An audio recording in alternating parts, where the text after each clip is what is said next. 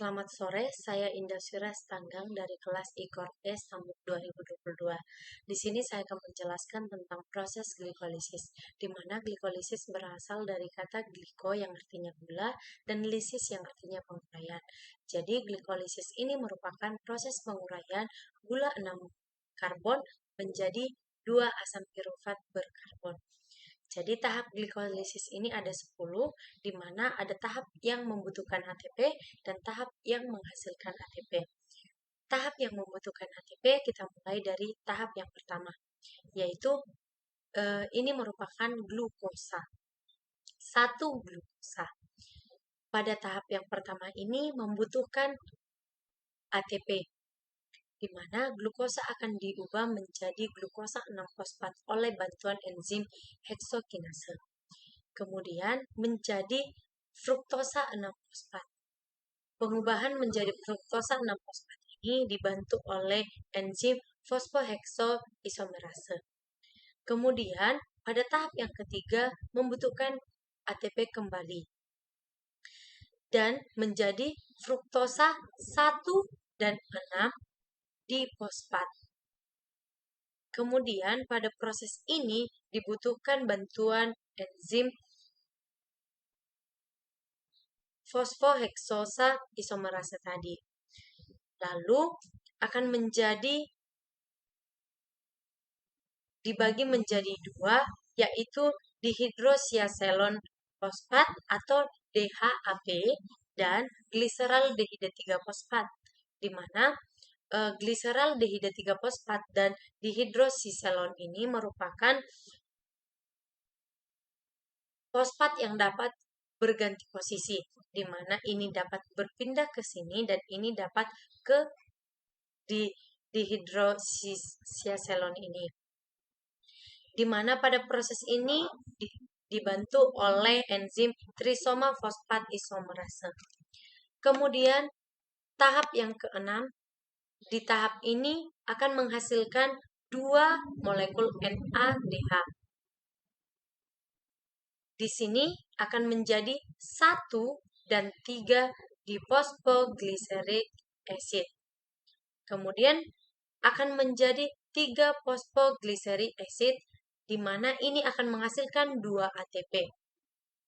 Kemudian menjadi 2 phosphoglyceric acid, di mana pada proses ini membutuhkan bantuan enzim pada proses ke-8 ini membutuhkan bantuan enzim fosfoglycerat mutase. Lalu tahap yang ke-9.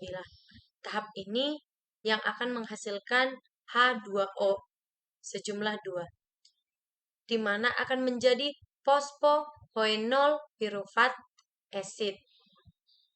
Pada proses ini dibantu oleh enzim enolase.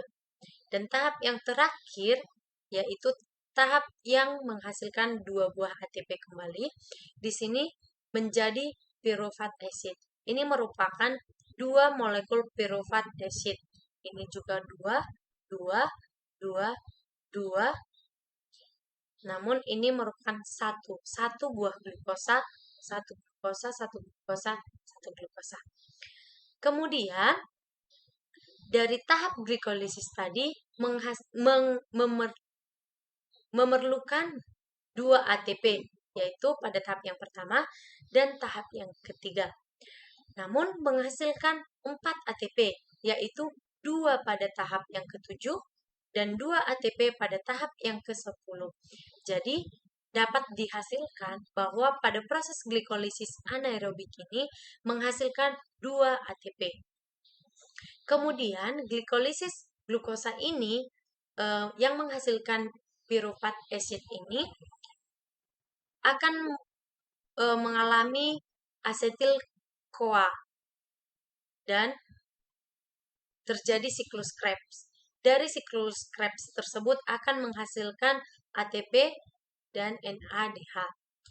Hasil dari glikolisis ini yaitu tadi menghasilkan 2 molekul NADH.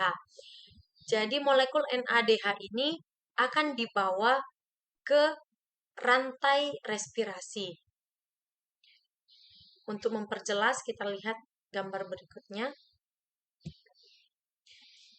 Baik, pada gambar ini kita melihat tentang hasil dari glikolisis tadi. Ini merupakan hasil dari siklus tadi. Di mana pada glikolisis tadi, glukosa menjadi 2 asam pirufat tadi menghasilkan 2 ATP.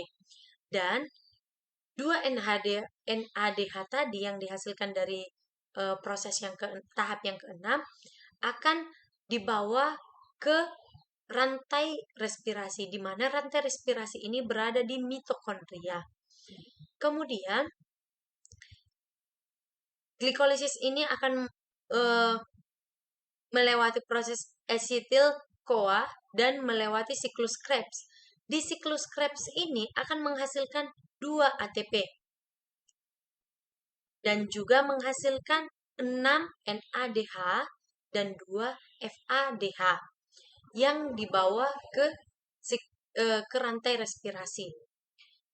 Jadi, catatan yang paling penting adalah bahwa NADH ini jika diubah menjadi ATP, itu merupakan 1 NADH sama dengan 3 ATP.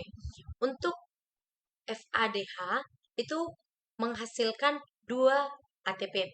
Jadi jika dihitung 2 NADH dikali dengan 3 akan menghasilkan 3 ATP. 6 ATP.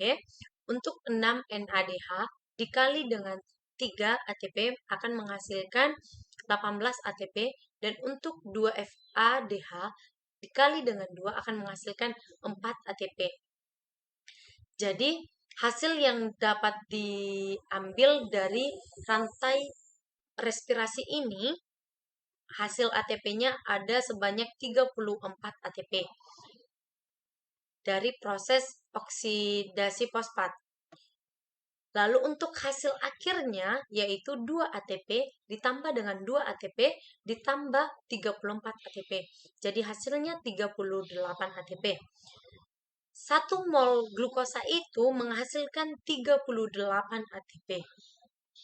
Jadi itu yang dapat saya sampaikan pada video kali ini. Semoga dapat membantu teman-teman dalam memahami proses glikolisis.